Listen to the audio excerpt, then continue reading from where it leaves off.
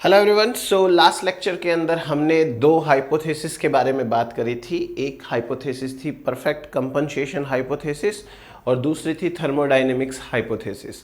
और हमने इन दोनों हाइपोथेसिस के अंदर ये जानने की कोशिश करी थी कि एक्टोथर्म्स किस तरीके से एडजस्ट करते हैं। तो दो ग्राफ हैं आपके पास में। पहला ग्राफ है वो है परफेक्ट कंपनसेशन हाइपोथेसिस का, ये परफेक्ट कंपेंसेशन हाइपोथेसिस है। और जो दूसरा ग्राफ है वो है हमारा थर्मोडायनेमिक्स हाइपोथेसिस का, थर्मोडायनेमिक्स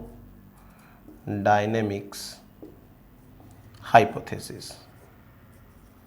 तो ये हाइपोथेसिस होपफुली आप लोगों को समझ में आई होगी। अब इसको हम आगे कंटिन्यू करते हैं और अभी हम पढ़ते हैं लॉजिस्टिक ग्रोथ। अगर आपको ये हाइपोथेसिस पढ़नी है तो आप प्रीवियस वीडियो देख सकते हैं, उसमें आपको समझ में आएगा कि ग्लोबल वार्मिंग का क्या इम्पैक्ट होता है। चलिए अभी हम बात करते हैं हमारे दूसरे टाइप की ग्रोथ की, और दूसरे टाइप की ग्रोथ है हमारी लिमिटेड ग्रोथ।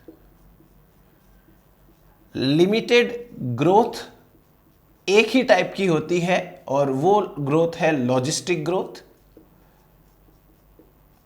और लॉजिस्टिक ग्रोथ में सिग्मोइड ग्रोथ कर्व बनता है। सिग्मोइड ग्रोथ कर्व, जिसको एस शेप्ड ग्रोथ कर्व भी बोल सकते हैं या सिग्मोइड ग्रोथ कर्व बोल सकते हैं, वो बनता है। इस ग्रोथ के बारे में हमने कुछ बातें हैं वो पहले से कर रखी है। फॉर एग्जाम्पल कि सिग्मोइड या लिमिटेड ग्रोथ सैचुरेटेड एनवायरनमेंट में होती है। सैचुरेटेड एनवायरनमेंट, नाम से समझ में आ रहा है कि ये लिमिटेड है, इसलिए लिविंग ऑर्गेनिजम्स अपने सारे रिसोर्सेज को, अपनी सारी एनर्जी को रिप्रोडक्शन के अंदर खर्च नहीं करेंगे। कुछ अमाउंट ऑफ एनर्जी वो बचा के रखेंगे जिससे कि वो कंपटीशन कर सके, वो अपने बच्चों की पेरेंटल केयर कर सके। ऐसे कुछ कैरेक्टर्स होंगे इनके। हमको ये भी पता है कि जो लिमिटेड ग्रोथ होती है ये होती है for seasonal and continuous breeders के लिए।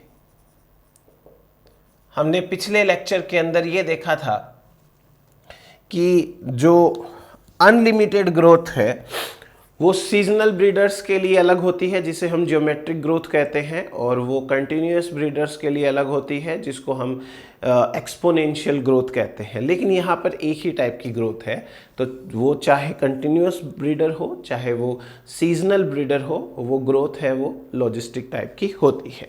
चलिए अब हम आते हैं लॉजिस्टिक ग्रोथ के ऊपर प्रॉपर तरीके से, और कुछ इंपॉर्टेंट कैरेक्टर्स पढ़ते हुए हम बात करेंगे इस ग्रोथ की। ध्यान से समझिएगा, कुछ पॉइंट्स हैं। जैसे पॉइंट नंबर 1, अभी अभी हमने बात करी कि ये वो ऑर्गेनिजम्स हैं जो अपनी बॉडी की पूरी एनर्जी रिप्रोडक्शन में नहीं लगाते। वो कुछ अमाउंट ऑफ एनर्जी बचा के रखते हैं जिसको वो कंपटीशन के अंदर यूज करते हैं। तो ये जो ऑर्गेनिजम्स हैं, इन ऑर्गेनिजम्स की आफ्टर रिप्रोडक्शन डेथ नहीं होती है। ये ऑर्गेनिज्म ऐसे ऑर्गेनिज्म हैं जिनको पता है कि कंपटीशन कैसे करते हैं। हमने पिछले जो केसेस पढ़े थे उसके अंदर क्या हो रहा था कि उन ऑर्गेनिजम्स को कंपटीशन करना नहीं आता था एक्सपोनेंशियल ग्रोथ में। जैसे ग्रास होपर है, वो अपनी बॉडी की पूरी एनर्जी रिप्रोडक्शन में लगा के मर जाते थे। लेकिन यहां पर they know how to compete।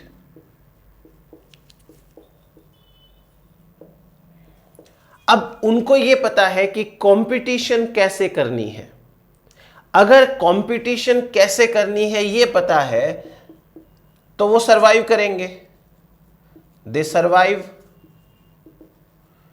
Survive करेंगे वो, और जब वो सरवाइव करेंगे तो उनके लिए एक लिमिट होती है। हैबिटाट के अंदर एक लिमिटेड नंबर ऑफ ऑर्गेनिजम्स ही रह सकते हैं।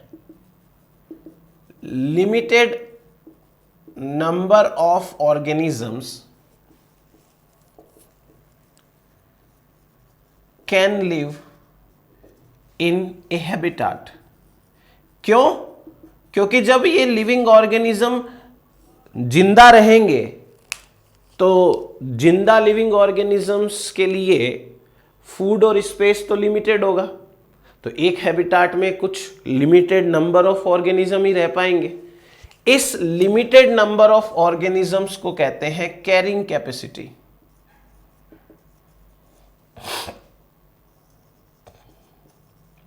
तो यहां एक कैरिंग कैपेसिटी का कॉन्सेप्ट है वो और ऐड हो जाता है। अब देखिएगा कि इस कैरिंग कैपेसिटी से क्या फर्क पड़ता है। क्लियर हुई ये बातें आपको? चलो कुछ लिखो, उसके बाद मैं लिखाता हूं।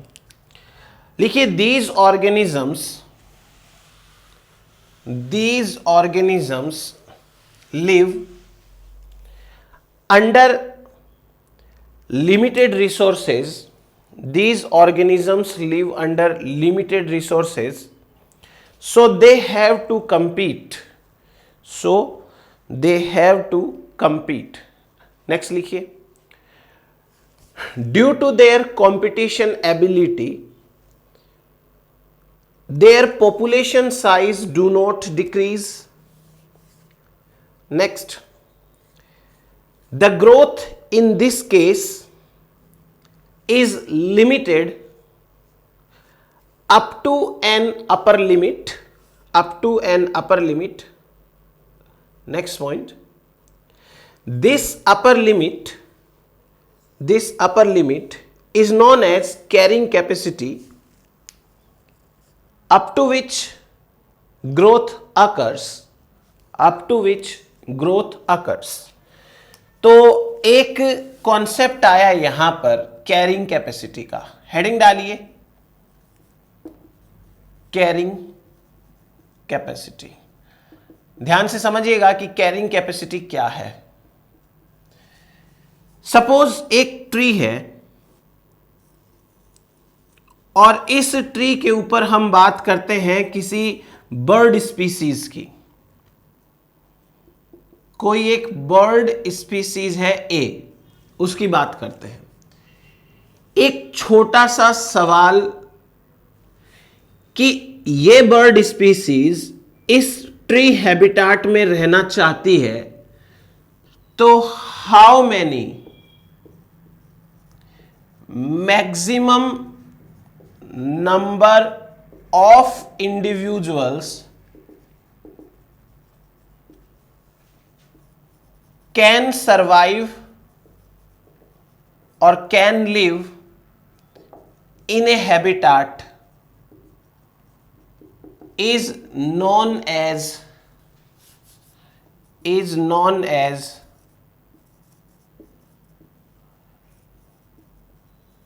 carrying capacity of habitat.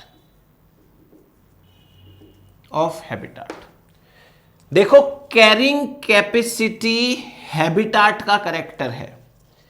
एक हैबिटाट कितनों को कैरी कर सकती है उसे कहते हैं कैरिंग कैपेसिटी। दो बातें हैं यहां पे। कैरिंग कैपेसिटी कैरेक्टर तो हैबिटाट का है, लेकिन नंबर उन इंडिविजुअल्स का है जिनको वो रखती है। जैसे हम ये कहें कि इस ट्री के ऊपर 1000 बर्ड्स रह सकते हैं।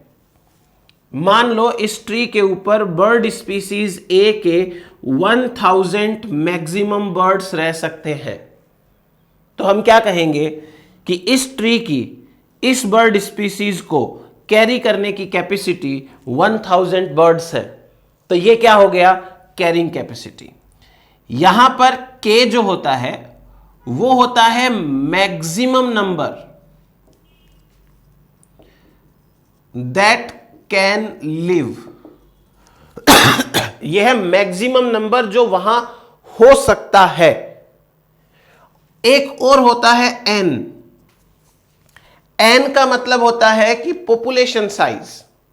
एन का मतलब होता है वो नंबर जो एक्चुअली अभी वहां पे है। के का मतलब है वो मैक्सिमम नंबर जो हो सकता है वहां पे। एन का मतलब होता है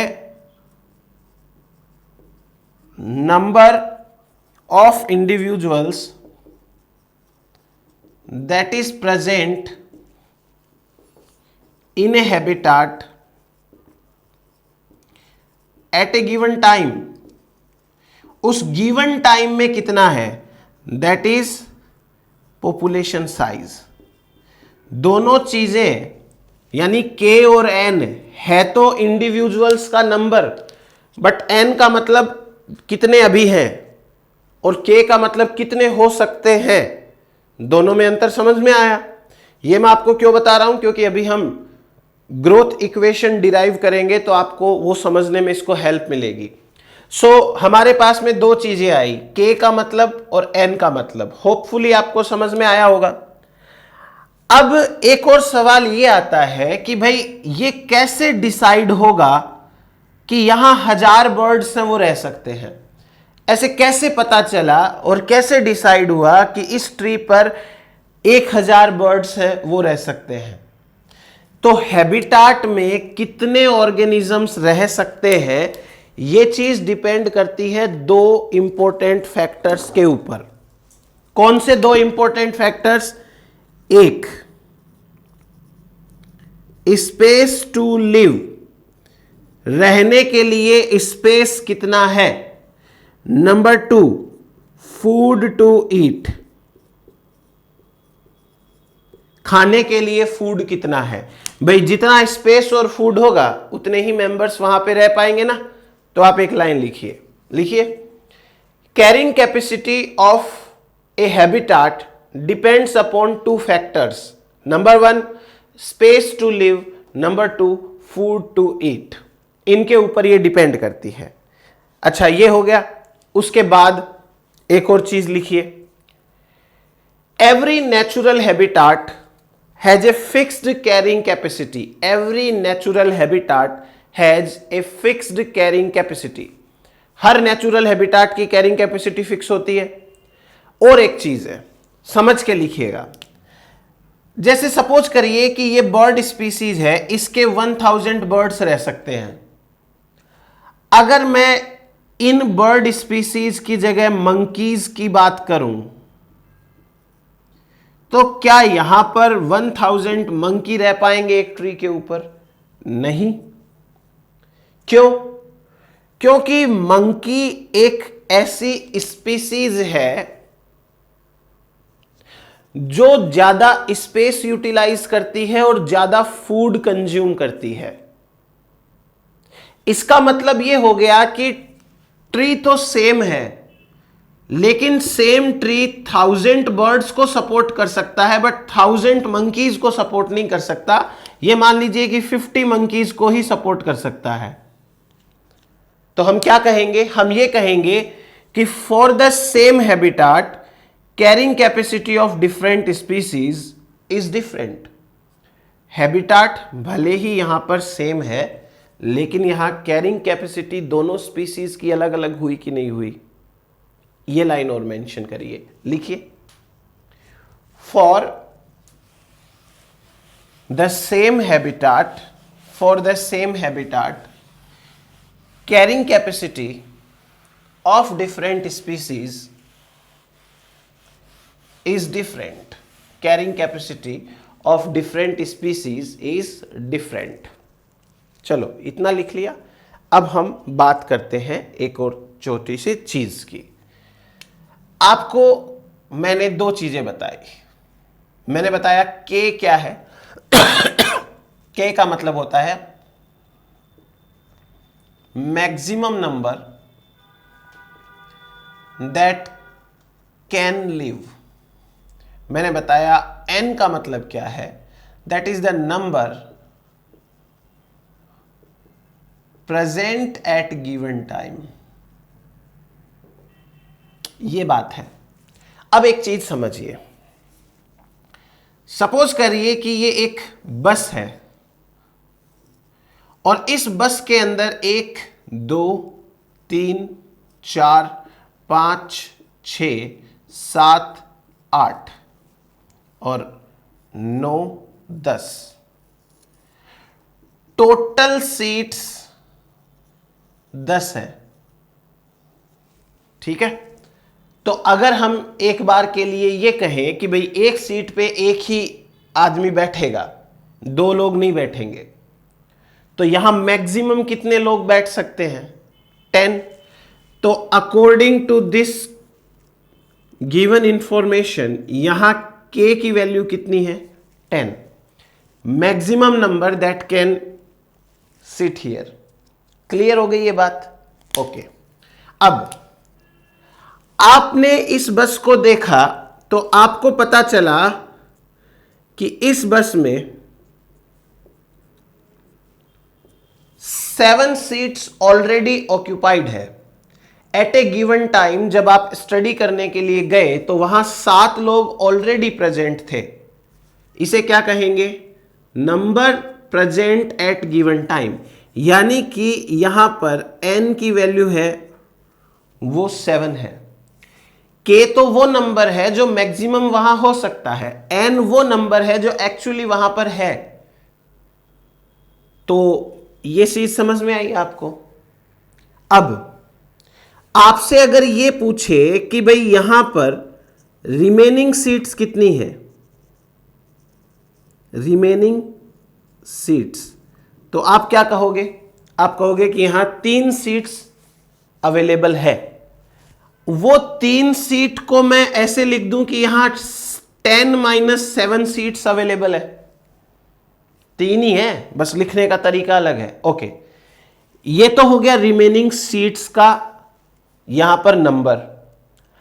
अगर मैं आपसे यही बात को दूसरे तरीके से पूछूं, मैं आपको अगर यह कहूं कि इस बस के अंदर कितना प्रपोर्शन अवेलेबल है सीट्स का? क्या बोला मैंने? कितना प्रपोर्शन। जैसे कि यहां पर टोटल नंबर ऑफ सीट्स कितनी है? 10, और 10 में से खाली कितनी है? 3। तो कितना प्रपोर्शन अवेलेबल है? आप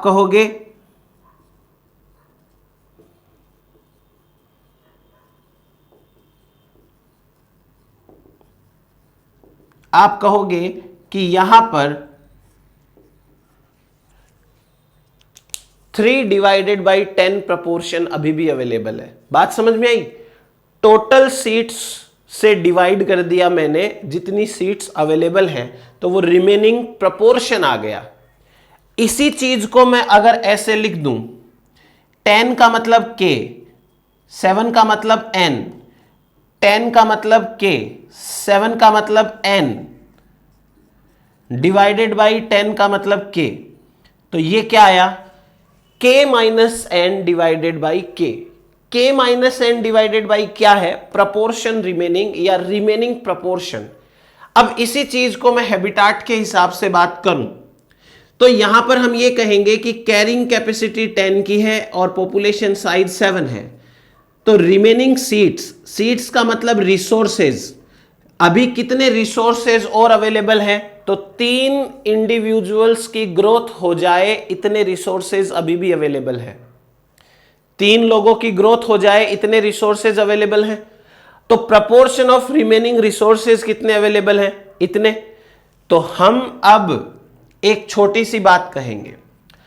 हमको यह पता है कि किसी एक हैबिटाट के अंदर, देखना ध्यान से, अगर मैं आपको एक छोटा सा क्वेश्चन पूछूं कि ये एक पॉपुलेशन है, ये दूसरी पॉपुलेशन है, इस पॉपुलेशन के अंदर n की वैल्यू 10 है, इस पॉपुलेशन में n की वैल्यू है वो 100 है, बताओ ज्यादा ग्रोथ कहां होगी? आप कहोगे जहां इंडिविजुअल्स ज्यादा होते हैं वहां पर ग्रोथ भी ज्यादा होगी, क्योंकि वहां पेरेंट्स ज्यादा हैं।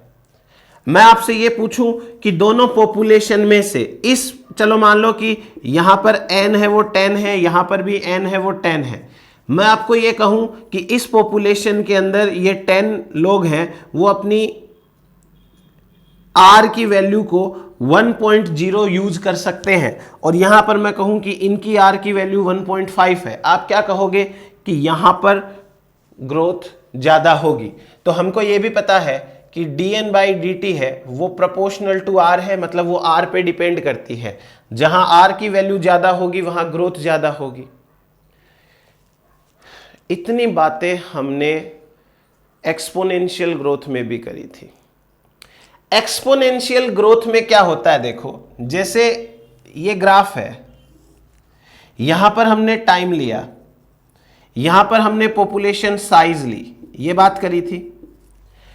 होता क्या है in case of exponential growth कि पॉपुलेशन की साइज अचानक से बढ़ जाती है ऐसे, लेकिन जैसे पॉपुलेशन में रिप्रोडक्शन हुआ, पेरेंट्स की सबकी डेथ हो गई। और हमने सर्वाइवरशिप कर्व में भी क्या पढ़ा था कि जो टाइप 3 वाले ऑर्गेनिजम्स होते हैं वो जल्दी से बढ़ तो जाते हैं, लेकिन प्री रिप्रोडक्टिव एज में ही उनकी डेथ भी हो जाती है, पढ़ा था ना ये। तो ये जो ग्राफ है जे शेप्ड, ये जितनी जल्दी ऊपर जाता है उसके बाद में नीचे भी उतनी जल्दी आता है। क्यों? क्योंकि एक बार पॉपुलेशन की साइज अचानक से बढ़ तो गई, फिर पेरेंट्स मर गए और लगभग प्रोजेनी भी उसी एज के अंदर मर गए, तो पॉपुलेशन की साइज नीचे आ जाएगी। ये जे शेप्ड ग्रोथ है। लेकिन हम पढ़ रहे हैं एस शेप्ड वालों की। यहां पर हमने पहले स्टार्टिंग में क्या लिखा था कि due to their competition ability their population size does not decline. उनकी ग्रोथ है, उनकी पॉपुलेशन साइज डिक्लाइन नहीं होती क्योंकि उनको कंपटीशन करना आता है। यहां एक और नया फैक्टर ऐड हुआ है कैरिंग कैपेसिटी का। अब आप एक चीज और देखो, अगर मैं आपसे यह कहूं कि इस पॉपुलेशन के अंदर n10 है, इसमें भी n10 है, इसमें R1 है, इसमें भी R1 है, लेकिन इस पॉपुलेशन में अभी भी इतनी जगह है कि यहां पर मान लीजिए कि 100 मेंबर्स रह सकते हैं टोटल। 10 तो रह रहे हैं, मैक्सिमम यहां 100 रह सकते हैं, तो अभी 90 की ग्रोथ पॉसिबल है। अगर मैं आपसे यह कहूं कि इस पॉपुलेशन में अभी भी 190 लोगों की ग्रोथ पॉसिबल है, इसकी कैरिंग कैपेसिटी ज्यादा है, मतलब इस एरिया में स्पेस ज्यादा है, इस एरिया में फूड ज्यादा है। जब स्पेस और फूड इसमें ज्यादा है तो ग्रोथ किस में ज्यादा होगी? इसमें। इसका मतलब यह हुआ कि यदि मैं ये कहूं कि यहां रिमेनिंग रिसोर्सेज कितने हैं, k माइनस एन बाई के माइनस एन बाई के की वैल्यू निकालो, 100 माइनस 10 डिवाइडेड बाई 100, और यहां पर k minus N divided by K की वैल्यू निकालो, तो आप ये कहोगे कि यहां वैल्यू ज्यादा है और यहां वैल्यू कम है। तो भाई जहां पर अभी भी रिमेनिंग रिसोर्सेज ज्यादा है, जिस हैबिटाट में मेंबर्स प्रेजेंट होने के बाद भी और मेंबर्स के आने के चांस ज्यादा है, तो ग्रोथ तो वहीं ज्यादा होगी ना। इसलिए यहां पर पॉपुलेशन की जो ग्रोथ रेट होती है वो रिमेनिंग रिसोर्सेज के ऊपर भी डिपेंड करती है। ये देखो, एक नया फैक्टर ये और ऐड हो गया रिमेनिंग रिसोर्सेज का। तो अब फाइनल पॉपुलेशन ग्रोथ इक्वेशन कैसे बनेगी? dn by D T equals to R N. इतनी तो पहले ही थी, इतनी तो पहले भी थी ना, और अब यहां एक फैक्टर और k माइनस एन बाई के। रिमेनिंग रिसोर्सेज जितने ज्यादा होंगे ग्रोथ उतनी ज्यादा होगी। अच्छा, इसी इक्वेशन को अब मैं थोड़ा सा मॉडिफाई और कर लूं, जरूरत नहीं है बट पूछ ले तो थोड़ा पता होना चाहिए। देखिएगा क्या कर सकते हैं अपन। अगर मैं इसको ऐसे लिख लूं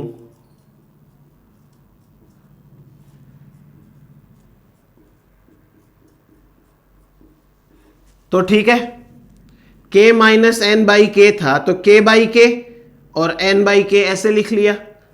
अब मैं इसी को ऐसे लिख लेता हूं, कुछ नहीं है, बस आप कंफ्यूज ना हो जाओ, इतनी सी बात लिखी है। समझ में आ गया ये? तो ग्रोथ इक्वेशन कैसे डिराइव हुई ये बातें लिख लीजिएगा आप। अब हम इसके कर्व की बात करते हैं। अच्छा, इसमें आपको ये सब चीजें बताने की जरूरत नहीं है अभी। आर का मतलब क्या होता है? Intrinsic rate of growth. N का मतलब क्या होता है? Population size that is present when you are going to study the population. ये एन का मतलब जो अभी आप स्टडी करने गए तब कितना नंबर था वो है।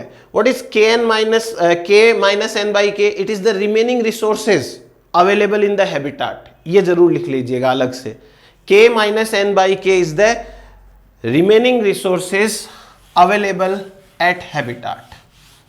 अब बात करते हैं इसके सिग्मोइड शेप ग्राफ की। ध्यान से समझिएगा। मान लो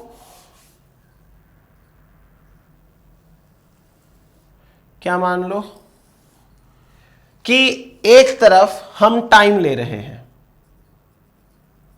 और दूसरी तरफ हम पॉपुलेशन साइज ले रहे हैं। सपोज करो कि ये ट्री है और इस ट्री के ऊपर हमको बर्ड्स की बात करनी है। सपोज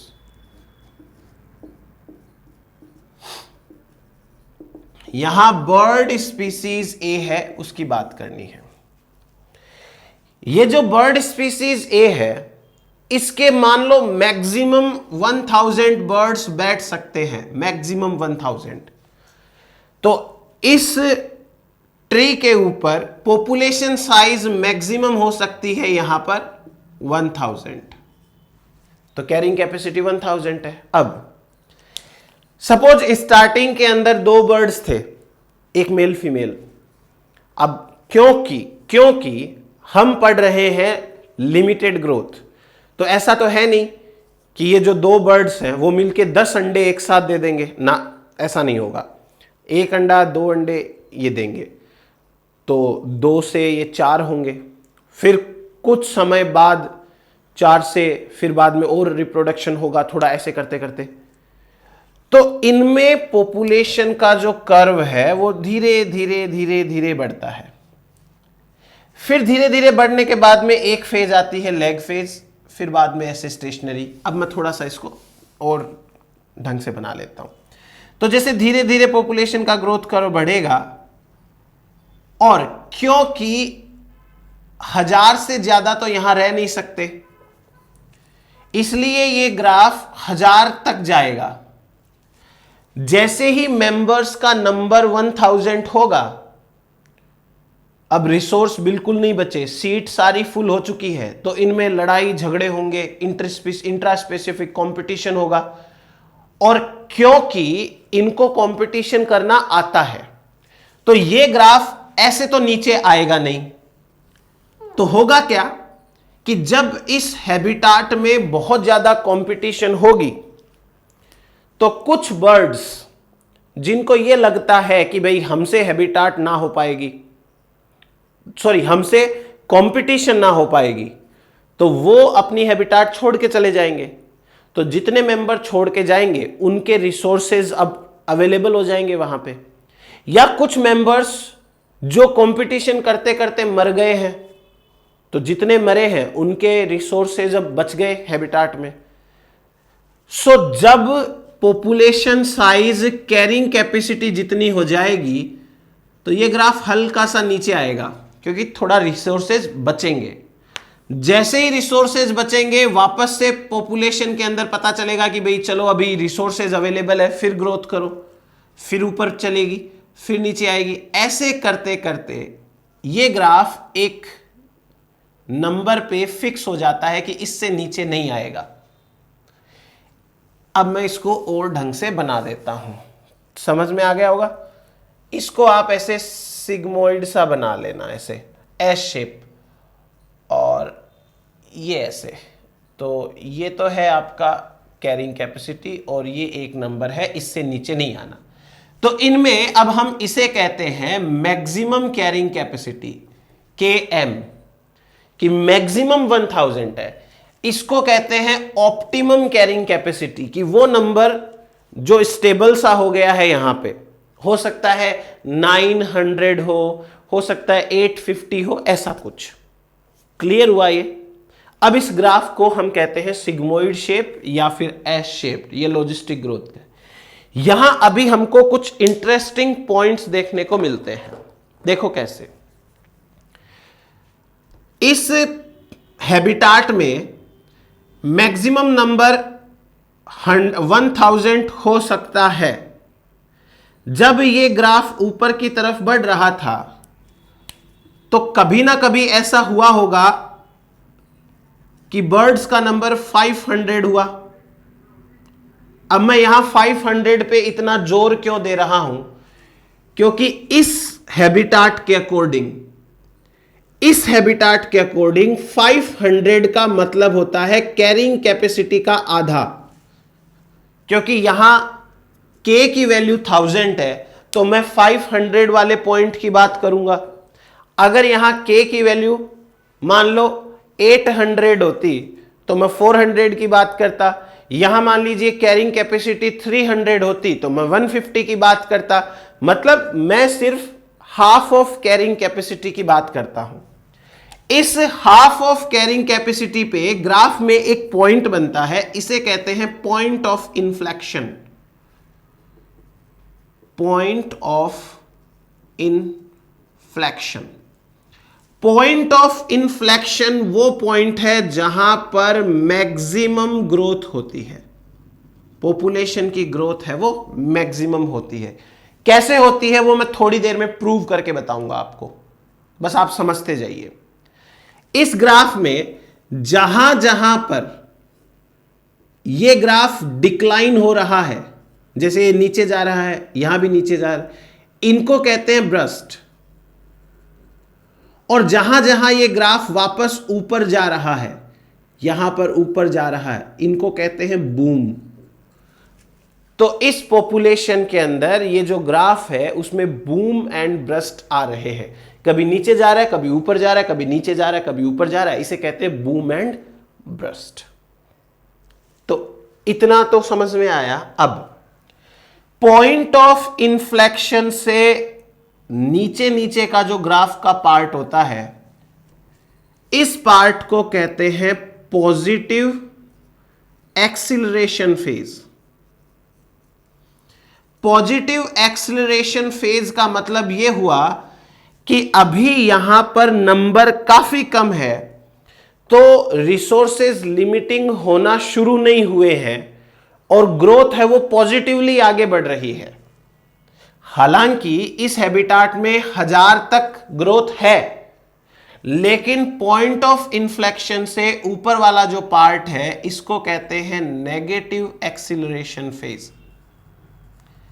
नेगेटिव एक्सीलरेशन फेज वो वाला फेज है जहां पर हैबिटाट और एनवायरनमेंट खुद रेजिस्ट करना शुरू कर देते हैं। Environment starts to resist. अब एनवायरनमेंट हैबिटाट खुद कहती है कि भाई मत करो ग्रोथ, अगर ग्रोथ करोगे तो अपनी लिमिट तक पहुंच जाओगे, फिर दिक्कत होना शुरू हो जाएगी। मैं ये नहीं कह रहा कि इस पार्ट में ग्रोथ नहीं हो रही है, ग्रोथ हो रही है, और ग्रोथ हो रही है तभी तो ये ग्राफ ऊपर जा रहा है। यहां पर भी पॉजिटिव ग्रोथ ही हो रही है, ग्रोथ नेगेटिव नहीं हो रही है। नेगेटिव ग्रोथ तब होती जब ये ग्राफ इस कैरिंग कैपेसिटी से ऊपर चला जाता, तब तो हम कहते हैं कि यहां नेगेटिव ग्रोथ है। लेकिन यहां ग्रोथ नेगेटिव नहीं है, बस इसका नाम है नेगेटिव एक्सीलरेशन फेज, कि अभी और ग्रोथ मत करो, नहीं तो मैक्सिमम कैरिंग कैपेसिटी तक पहुंच जाओगे। तो एक तो ये ग्राफ उतारो। ग्राफ उतारने के बाद में अब हमने अभी ये कहा था कि half of carrying capacity K/2 पर मैक्सिमम ग्रोथ होती है, तो इसको प्रूव भी तो करना पड़ेगा। चलिए प्रूव करते हैं। इसके लिए हमको एक छोटा सा काम करना है। क्या करना है देखो,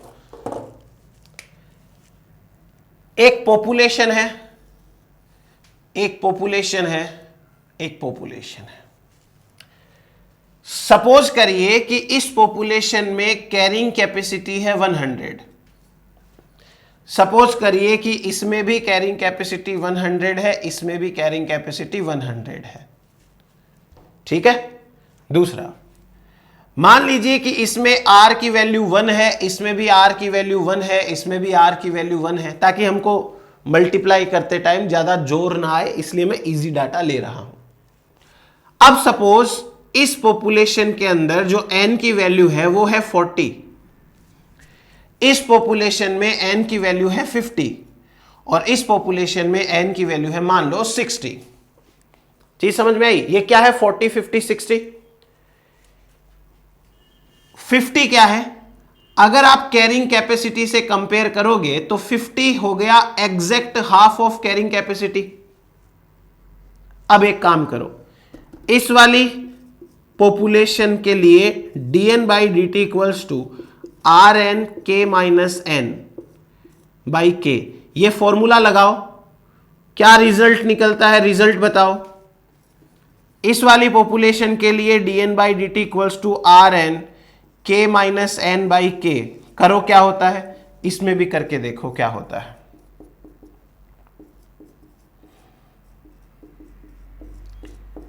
देखो जरा, आपके सामने मैंने के सबकी सेम रखी, आर सबकी सेम रखी, एन देखो ये हाफ ऑफ कैरिंग कैपेसिटी से कम है, मतलब 50 से कम है, ये हाफ ऑफ कैरिंग कैपेसिटी से ज्यादा है, ये exactly half of carrying capacity है। आप तीनों इक्वेशन, तीनों पॉपुलेशन में सेम कैलकुलेशन करो, आपको खुद को पता चलेगा कि यहां मैक्सिमम ग्रोथ रेट तब आती है जब के का एकदम आधा एन होता है।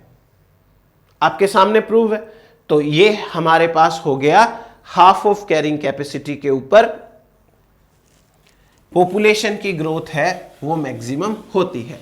अब कुछ और सिंपल से डाटा है, देखना जरा। हमारे पास इक्वेशन क्या है? इक्वेशन है dn by D T equals to R N K minus N by K, ये इक्वेशन है। सपोज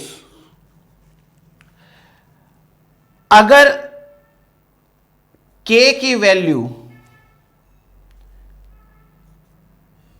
ज्यादा है और n की वैल्यू कम है, मान लीजिए कि k तो है 100 और n है सपोज एक बार के लिए 60, k की वैल्यू 100, n की वैल्यू 60। सपोज करो कि k और n बराबर हैं, k 100 है और n भी 100 है। सपोज करो कि k की वैल्यू कम है और n की वैल्यू ज्यादा हो गई, k तो है 100 और मान लीजिए कि n है वो हो गया 110।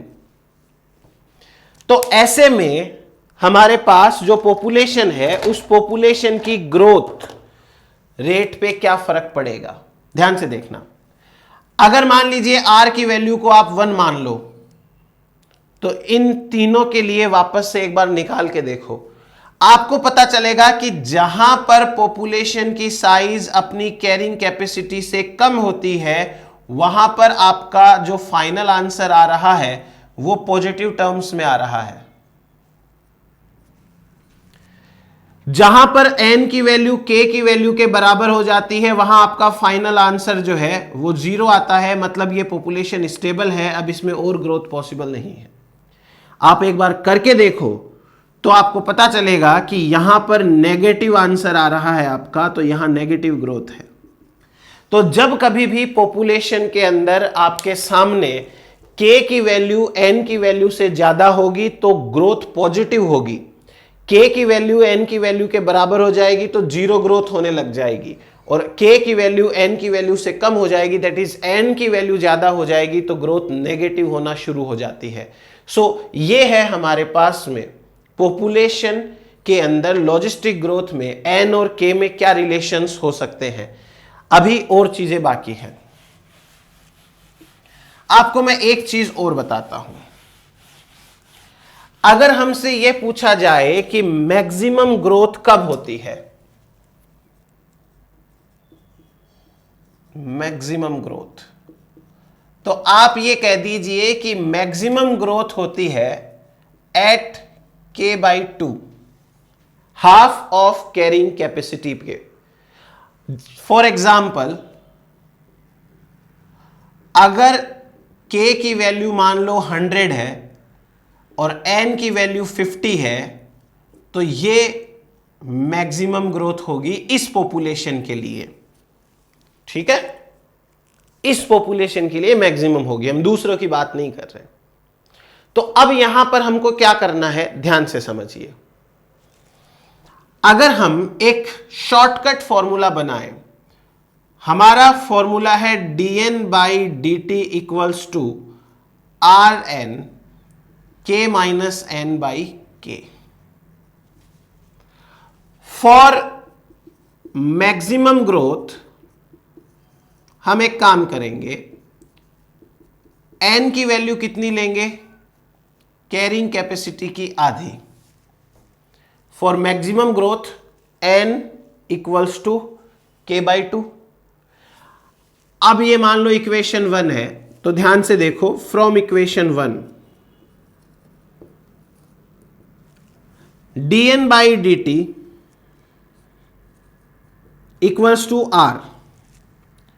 n की वैल्यू हमने क्या मान ली, k/2, तो ये जो n है इसकी जगह मैं k/2 लिख देता हूं।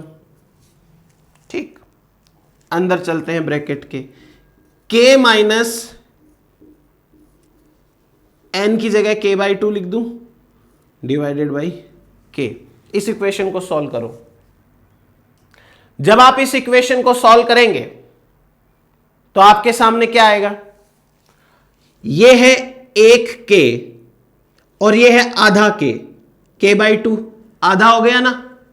तो 1k में से आधा k घटाओगे तो क्या बचेगा,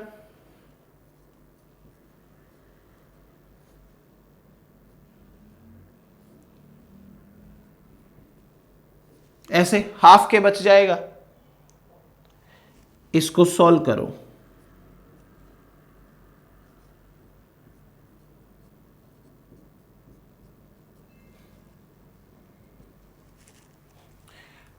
Rk/4। ठीक है, सो मैक्सिमम ग्रोथ अगर निकालनी हो आपको, तो मैक्सिमम ग्रोथ का एक शॉर्टकट फॉर्मूला होता है Rk/4। Rk/4 चीज समझ में आई आपको? यह फॉर्मूला आप सिर्फ और सिर्फ तभी इस्तेमाल करोगे जबकि क्वेश्चन में आपको कहा हो कि कैलकुलेट द मैक्सिमम ग्रोथ, या फिर आपको क्वेश्चन में यह लिखा हुआ हो कि भैया k तो है 100 और n है 50। तो ऑब्वियसली बात है n क्या हो गया, k का आधा ही तो हो गया। अगर आपको एग्जाम के अंदर यह फॉर्मूला इस्तेमाल करना है तो उसकी दो कंडीशन है कि या तो सवाल खुद कह रहा है आपसे कि मैक्सिमम ग्रोथ रेट चेक करो यहां, या फिर आपको सवाल में n की वैल्यू k की वैल्यू से हाफ मिले। मैक्सिमम बच्चे क्या करते हैं, गलती कहां कर जाते हैं कि इस ग्रोथ रेट को वो n की वैल्यू देखे बिना सीधा Rk/4 कर देते हैं। अब मैं आपको एक न्यूमेरिकल से एक्सप्लेन करता हूं।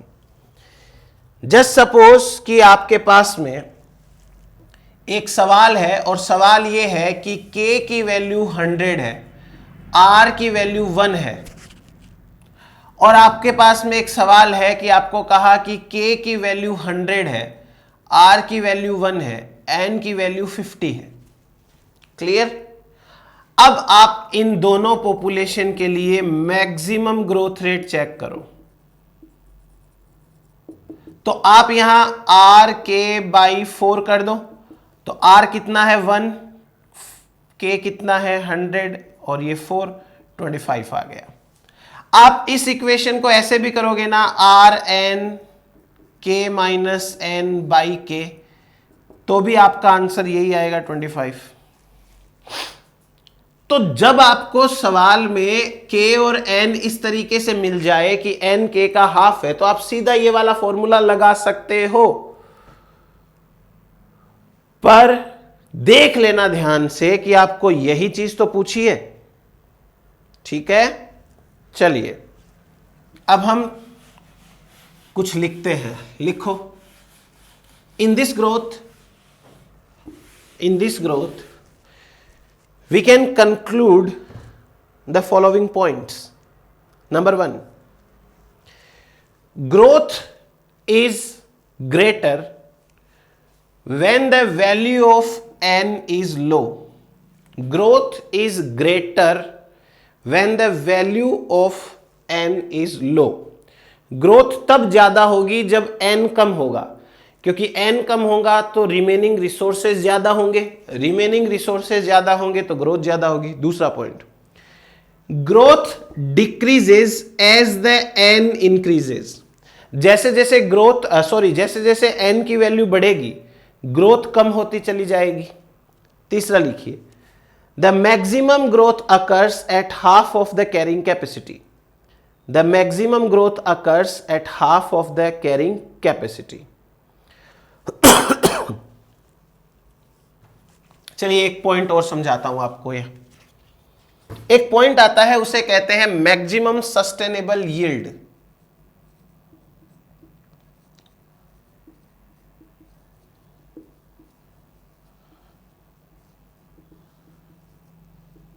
MSY, maximum sustainable yield. इस मैक्सिमम सस्टेनेबल यील्ड का मतलब क्या होता है? देखो, मैक्सिमम सस्टेनेबल यील्ड का मतलब यह हुआ कि वो सारी की सारी पॉपुलेशंस जिनसे ह्यूमन को फायदा होता है, बेनिफिट होता है, तो उन पॉपुलेशन से मैक्सिमम यील्ड कब ली जा सकती है? एक छोटा सा उदाहरण समझो। एक पॉन्ड है, मान लीजिए कि इस पॉन्ड में मैक्सिमम 1000 फिश रह सकती है। मैक्सिमम फिश है वो 1000 रह सकती है। सपोज करो कि इस पॉन्ड के अंदर आर की वैल्यू इतनी है कि ये fish can double in 1 month. एक महीने में ये फिश है वो डबल हो सकती है। इतनी जल्दी ये रिप्रोडक्शन कर रही है कि ये एक महीने में डबल हो जाएगी। तो आपको क्या करना पड़ेगा? पर मंथ यहां से फिश को हटाना पड़ेगा। Per month fishes removed. क्योंकि अगर आपने इन 1000 फिश को छोड़ दिया तो ये 1000 की 2000 नहीं हो पाएगी। क्यों नहीं हो पाएगी? क्योंकि k है वो 1000 ही है। 1000 से ज्यादा तो इनको सपोर्ट मिलेगा नहीं। तो यहां पर k की वैल्यू 1000 है, तो पॉपुलेशन साइज 2000 कभी नहीं होगी। तो ऐसे तो आपको नुकसान हो गया ना, कि इन फिशेस के अंदर इतनी कैपेसिटी है कि ये अपना नंबर डबल कर सकती है एक महीने में। तो आप बताओ कि पर मंथ कितनी फिश यहां पे हटा सकते हैं? पहला ऑप्शन 600, दूसरा ऑप्शन 500, तीसरा ऑप्शन 400। हम यहां से मैक्सिमम कितनी फिश हटाएं कि हमको मैक्सिमम प्रॉफिट हो? मैक्सिमम प्रॉफिट और मिनिमम लॉस हो टू फिश पॉपुलेशन। फिश की पॉपुलेशन को लॉस ना हो। जैसे आपने 600 फिश हटा ली, एक बार देखना कैलकुलेशन। आपने 1000 में से 600 फिश हटाई तो पीछे कितनी बची? 400। और ये 400 फिश नेक्स्ट मंथ कितनी हो जाएगी? 800। डबल हो जाती है ना ये। अगर आपने 600 फिश हटाई तो आपको एक बार प्रॉफिट ज्यादा मिलेगा, लेकिन अगले महीने 800 फिश ही रहेंगी वहां पे, जबकि 1000 रह सकती है वहां पे। 200 फिश का नुकसान हो गया। अगर आप 500 फिश हटाओगे तो आपके पास में बचेगी 500, और नेक्स्ट मंथ ये हो जाएगी 1000 वापस से। फिर आप 500 हटा लेना, फिर अगले महीने 1000 वापस हो जाएंगी, फिर 500 हटा लेना, फिर अगले महीने 1000 वापस हो जाएगी। ये सही है। अगर आपने 400 फिश हटाई तो आपके पास में अभी कितनी बची? 600। आप ये सोच रहे हो कि अगले महीने 1200 हो जाएंगी, लेकिन 1000 से ज्यादा तो हो नहीं सकती, तो फिर से आपको 200 फिश का नुकसान हो गया ना। इसलिए यहां सबसे सही नंबर क्या है? 500। अगर आप 500 फिशेस को हटाते हो तो आपके पास में हर महीने डबल होने के लिए जगह है फिशेस की। सो मैक्सिमम सस्टेनेबल यील्ड का मतलब यही होता है कि इस तरीके से पॉपुलेशन को हार्वेस्ट करना है कि पॉपुलेशन को मिनिमम नुकसान हो, हमको मैक्सिमम प्रॉफिट हो। क्या करेंगे, कैसे करेंगे, आपके सामने है, देखो। अब एक चीज ध्यान रखना, आपके पास अगर एग्जाम में मैक्सिमम सस्टेनेबल यील्ड पूछी जाए तो आपको एक फॉर्मूला इस्तेमाल करना है, maximum sustainable yield equals to RK/2। Maximum population growth है वो RK/4 होती है। ये मैक्सिमम सस्टेनेबल यील्ड है, इसके लिए RK/2 इस्तेमाल करना है। लिखो कुछ, लिखिए।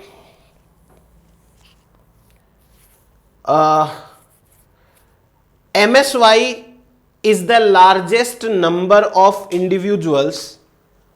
MSY is the largest number of individuals that can be removed without causing the long term changes in the population, without causing the long term changes in the population। आगे लिखिए, MSY occurs at a population size less than maximum density where they maximally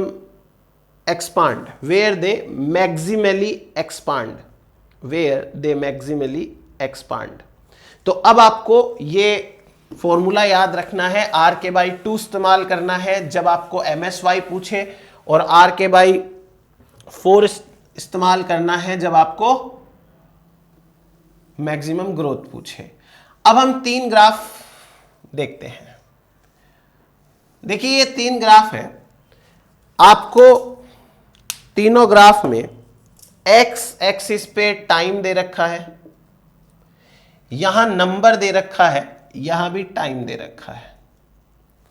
Y axis के ऊपर आपको एक में दे रखा है n, एक में दे रखा है dN/dt, एक में दे रखा है natural log of n, ln n।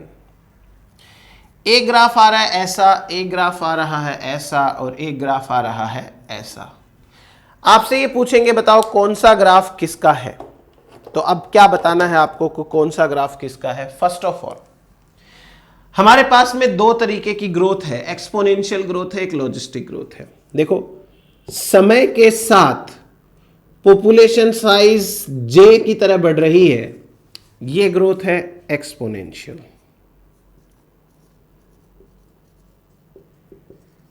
तो ये एक्सपोनेंशियल ग्रोथ कर्व है। दूसरा, जब नंबर ऑफ इंडिविजुअल्स बहुत ज्यादा हो जाए तो हम नेचुरल लॉग लेते हैं, तो टाइम के साथ नंबर एकदम शार्पली बढ़ रहा है, ये भी है एक्सपोनेंशियल ग्रोथ। यहां तीसरे में देखिए, दूसरे में यहां आपको टाइम के साथ में नंबर नहीं पूछा, नंबर के साथ ग्रोथ रेट पूछी है। यहां एक नंबर ऐसा है जिस पे ग्रोथ मैक्सिमम है, इस नंबर से कम पर भी ग्रोथ कम हो रही है और इस नंबर से ज्यादा पे भी ग्रोथ कम हो रही है। यह चीज समझ में आ रही है आपको? हमने अभी अभी लॉजिस्टिक ग्रोथ के अंदर क्या देखा था कि जब n की वैल्यू 40 है, n की वैल्यू 50 है, n की वैल्यू 60 है, 40, 50, 60 है, तो 50 पर मैक्सिमम ग्रोथ है, 50 से कम पे भी ग्रोथ कम है और 50 से ज्यादा पे भी। ये आपको नंबर के रेस्पेक्ट में ग्रोथ रेट पूछ रहे हैं, ना कि टाइम के रेस्पेक्ट में नंबर। तो ये ग्रोथ, ये आता है लॉजिस्टिक ग्रोथ का। अगर ऐसा ग्राफ आए तो वो लॉजिस्टिक ग्रोथ का होगा। अब बस सिंपल सी बात है कि ये जो ग्राफ बना है वो अर्थमेटिक स्केल पे बना है।